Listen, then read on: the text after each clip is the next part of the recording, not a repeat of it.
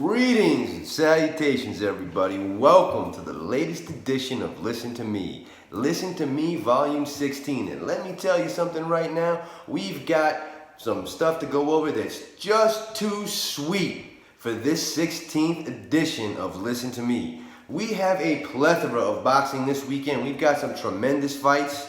All day tomorrow, we've got some spectacular stuff. I'm only going to give you my weekend picks and my breakdown for two fights. Now, I'm going to start with the rematch. There's two rematches that I'm going to give you my picks, but I'm going to start with the first of two rematches between Jessica McCaskill and Cecilia Brækhus. Now, they had a fight in 2020, and Jessica McCaskill basically pulled the upset of the year. An incredible upset. An upset on the level of Andy Ruiz beating Anthony Joshua. It really didn't hit the radar the way it should have, because this was an upset like Buster Douglas beating Mike Tyson. That's really the level of this kind of upset. Now, Jessica is an incredibly accomplished fighter, but Cecilia Brækhus was the longest tenured champion in all of boxing leading up to that fight last year. Cecilia Brækhus, she was the undisputed 147-pound women's champion, and she had been taking on all comers for years. Really a remarkable fighter, and a big star in Norway, tremendous star, huge star over there. But what happened? She came into the fight. She may have looked a little past Jessica, and Jessica wanted it more. Jessica McCaskill, she beat Cecilia Brækhus. It was a very close fight. Absolutely, it was a barn burner. It was a classic. Go back, watch it again. It was very close. I felt Jessica edged it. I agreed with the judges that Jessica edged that fight by just maybe 6 rounds to 4. It was an excellent fight, but I felt Jessica won. She got the decision, and she is the undisputed welterweight champion of the world. Women's 147-pound world champion. Tomorrow, they're having a rematch. Jessica McCaskill and Cecilia Brækhus, part 2. Now, Cecilia Brækhus, 37-1 with 9 knockouts. Her only loss, as we covered, was to Jessica McCaskill, who beat her in their last fight, in a very close fight. But Cecilia Brækhus, mind you, she's got 38 professional fights, and she only has 9 knockouts. Now, neither one of these girls have tremendous knockout power, but over the course of 38 fights, that means you went the distance 29 times. 29 times you went the full distance. That's a lot of rounds. That's a lot of miles. And Cecilia Brækhus takes on all comers. That's the way she's been fighting. Anyone at or around her weight that wanted a piece of Cecilia gave him a piece. She wasn't running from anyone. So that's a lot of rounds of a lot of tough fights against a lot of tough fighters. Again, only 1 loss, but that's a lot of mileage. Jessica McCaskill, 36 years old. Not that much younger than Cecilia. However, Jessica McCaskill only has 11 professional fights. She's 9-2 with 3 knockouts. She has maybe a little bit more power. Her knockout to fight ratio is a little bit higher than Cecilia's, but not very much. It's not a considerable difference. What is a considerable difference is the amount of mileage that Jessica McCaskill has experienced as a boxer, as a professional, and as an amateur. Now, Jessica McCaskill, she started boxing, I believe it was around 2009 or 2012, somewhere in that region. Cecilia Brækhus has been a professional far longer than that. Now, Jessica McCaskill, I admire her a great deal. She truly has, she is the definition of a hungry fighter, of someone that is willing to do what it takes to get the job done. I mean, Jessica McCaskill, she might very well be, one of my biggest heroes in boxing, one of the people that I admire the most for their character. She literally, and this isn't something that's, not known. She's public about this. She lived in the parking lot behind a church. A local church. That's where she lived. She was essentially, without a domicile of her own. She was essentially homeless. And she boxed her way to success and became an investment banker and did this with her own hunger, with her own will, with her own 2 hands.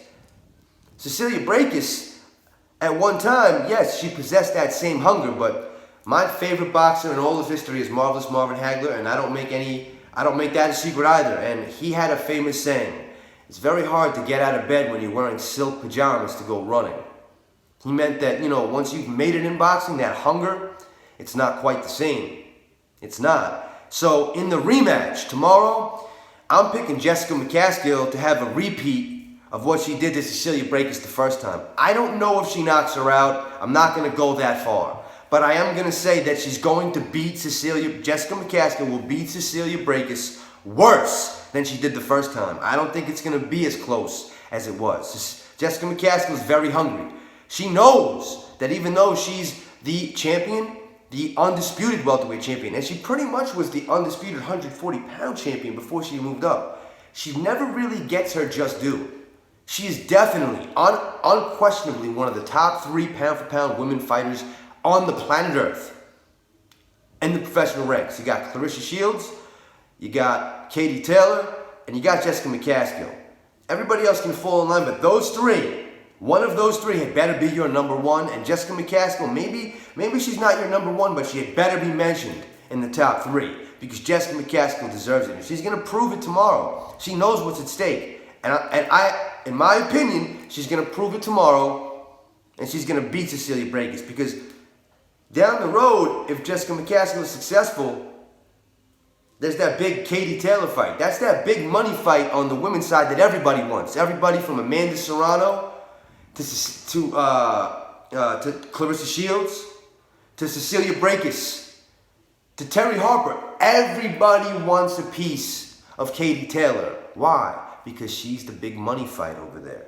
And Jessica knows if she loses to Cecilia, that fight's off the table. She knows if she beats Cecilia, that fight is still available, it's still ready, and it is probably coming down the turnpike. All she's got to do is win tomorrow, and with everything that's at stake, I know she's not looking past Cecilia. I know she's going to look to make a statement, and in my opinion, look for Jessica McCaskill to get the victory tomorrow against Cecilia Brækhus and repeat in the rematch, just as she did the first time in 2020 and 2021 will be no different. Jessica McCaskill will be victorious. Now, in the main event of that show, El Gallo, Juan Francisco Estrada, takes on Chocolatito, Roman Gonzalez in a unification bout between 2 guys that are 2 of the best pound-for-pound fighters, in the world today. They're both on my pound-for-pound top 10. They are. These guys have been fighting the best of the best championship caliber fighters for a very long time. These gentlemen had a fight back in 2012, their first, encounter. This is a rematch. And, Chocolatito won. He beat Estrada in that fight. It was a good fight, but Chocolatito won that fight. He definitely won that fight. Clear winner. He beat El Gallo, but El Gallo was only 22 years old at the time. Only 22 years old. Now, Chocolatito, three years and change older than El Gallo. Around 3 years older than El Gallo. But Chocolatito had more experience at the world championship level at that time. And, since that time, El Gallo has really made a name for himself. He's only lost 1 fight in that time, and that was to Soren Visai. Now, Soren Visai is the only man to ever defeat Chocolatito, Roman Gonzalez in the ring. Now, Roman Gonzalez, Chocolatito, he's 50-2 with 41 knockouts, okay? 50-2, 41 knockouts. The 2 losses were back-to-back to Soren Visai. Now, the first fight against Soren Visai, between he and Chocolatito, I felt Chocolatito won that fight. And I'm not the only one that felt that way. There were a lot of people that felt Chocolatito deserved the first fight against Soren Visai. But what happened in the rematch was Soren Visai dominated, beat the living crap out of Chocolatito, stopped him in the 4th round. I believe it was the 4th round. Stopped him and really was beating him every minute of that fight. Chocolatito looked uncomfortable. He looked like a shot fighter in that fight. So in the rematch, Soren Visai, he beat Chocolatito. And those are the only 2 losses on Chocolatito's career, on his career record. That's it. 2 losses, 15-2, both losses to Sor Rungvisai. Now, Juan Francisco Estrada, he had 1 loss early on in his career that he avenged before his first fight with Chocolatito. After his fight with Chocolatito, Estrada beat Sor Rungvisai. He lost his first encounter with Sor Rungvisai. Yes, he did. Estrada lost his first fight with Sor Rungvisai, but in the rematch, he beat him. He beat him, in my opinion, rather convincingly. It was a good scrap, it was a good fight, but I felt he was the clear-cut winner of that fight, and he won. So in the rematch, he improved. He improved in the rematch. Just like earlier in his career, I forget the fighter's name specifically. I know he was a good Mexican fighter who beat El Gallo. In the rematch, El Gallo beat him. So in the rematch, he did better than he did the first time. I can't say the same thing for Chocolatito's most recent rematches. In the first fight, he did a lot better against Sor Rungvisai than the second fight. So he didn't really improve in the rematch. He regressed. Kind of fell off a little bit. Didn't do as well. However you want to word it. Now, you couple that with the fact that El Gallo is 30. He's been garnering experience since the loss to Chocolatito. And he's beat every man other than Chocolatito that he stepped in the ring with since losing to Chocolatito. Same thing cannot be said for Chocolatito. I think you couple the youth, for me, in my opinion, I couple the youth of El Gallo at 30 years old with, 47 fights as opposed to 52. That's a lot of fights. They both fought at a high level. They both fought a lot of fights, but 3 years younger and always showing improvement in the rematch. Couple that with the fact that Estrada is a little bit bigger, a little taller than Chocolatito Gonzalez. My pick is El Gallo. I'm picking Juan Francisco Estrada to win by decision. And if you're asking me what I think the fight will look like, I think we're looking at a 116-112. I think we're looking at a 117-111, a 116-112. It's going to be a close fight. There's going to be some close rounds in there. But I think El Gallo is going to make it evident. I think he's going to win 8 rounds of the fight at least. I think he may, I don't know if he's going to knock Chocolatito down. I could see that happening. But I'm not going to, I'm not going to swear by that. I'm not going to sign my name in blood that there's going to be a knockdown, from El Gallo to Chocolatito. But I think El Gallo is going to make it evident that he's the superior fighter tomorrow night, and he's going to win a pretty obvious decision. He's going to win at least 8 rounds of the fight.